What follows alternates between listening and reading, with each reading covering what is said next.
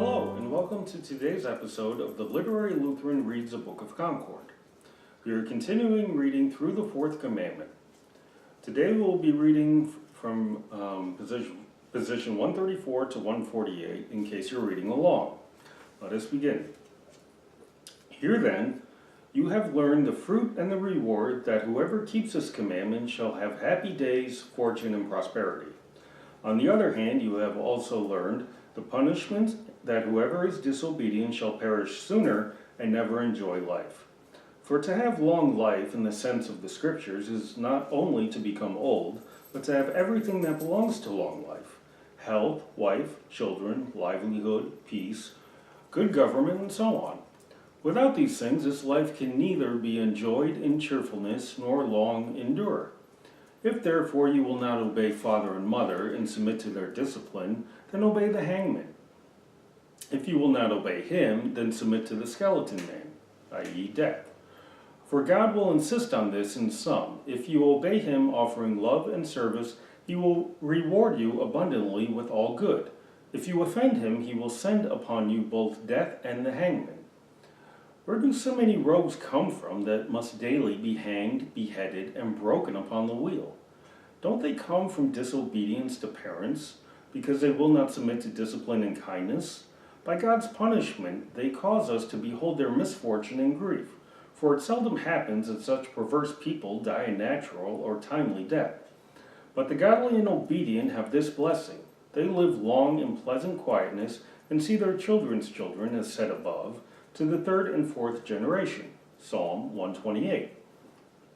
Experience teaches that where there are honorable old families who do well and have many children, they certainly owe their origin to the fact that some of them were brought up well and were full of regard for their parents. On the other hand, it is written of the wicked, "May his posterity be cut off, may his name be blotted out in the second generation." Psalm 109, verse 13. Therefore note well how great a thing in God's sight obedience is. He values it so highly, is so highly pleased with it, and rewards it richly. He also enforces punishment rigorously on those who act against it. All this I say that it may be well impressed upon the young. Deuteronomy chapter 6, verse 7. No one believes how necessary this commandment is, although it has not been valued and taught under the papacy up to this point. These are simple and easy words, and everybody thought he knew them before. Therefore, people pass by them lightly, crave other things, and do not see and believe that God is so greatly offended if these words are disregarded. They don't see that a person does a work so well-pleasing and precious if he follows them. In this commandment belongs a further statement about all kinds of obedience to persons in authority who have to command and to govern. For all authority flows and is born from the authority of parents. Where a father is unable alone to educate his rebellious and irritable child, he uses a schoolmaster to teach the child.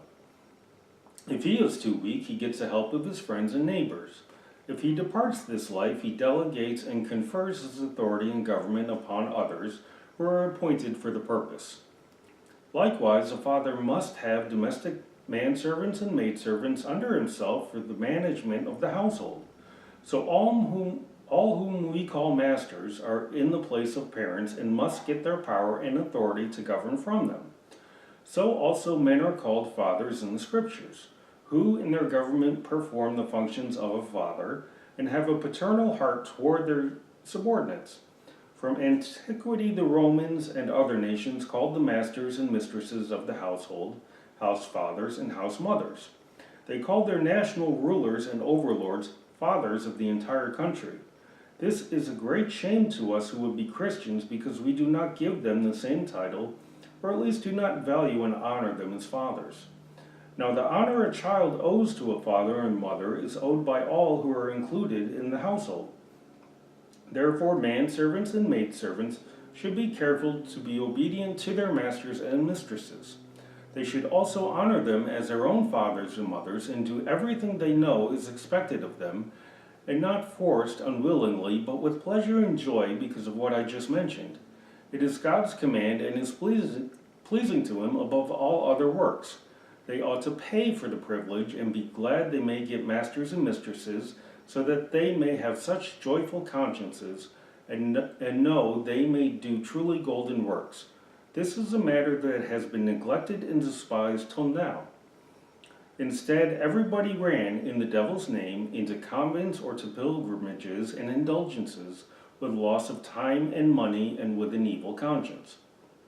If this truth, then, could be impressed upon the poor people, a servant girl will leap and praise and thank God. With her tidy work for which she receives support and wages, she would gain such a treasure of good works. It will be unlike all those gained by people regarded by saints. Is it not an excellent boast to know and say that if you perform your daily domestic task, this is better than all the sanctity and ascetic of life of monks? You have the promise, in addition, that you shall prosper in all good and fare well. How can you lead a more blessed or holier life as far as your works are concerned? In God's sight, faith is what really makes a person holy and serves him alone. Romans chapter 4, verses 3 to 5. But the works are for the service of people. There you have everything good, protection and defense in the Lord, a joyful conscience, and a gracious God besides. He will reward you 100-fold. Matthew 19, verses 27 to 29. So that you are like a knight if you are only pious and obedient. But if you are not, you have, in the first place, nothing but God's wrath and displeasure, no peace of heart, and afterward all kinds of plagues and misfortune. Thank you for watching today's episode of the Literary Lutheran Reads the Book of Concord. This is the Literary Lutheran wishing you a blessed day.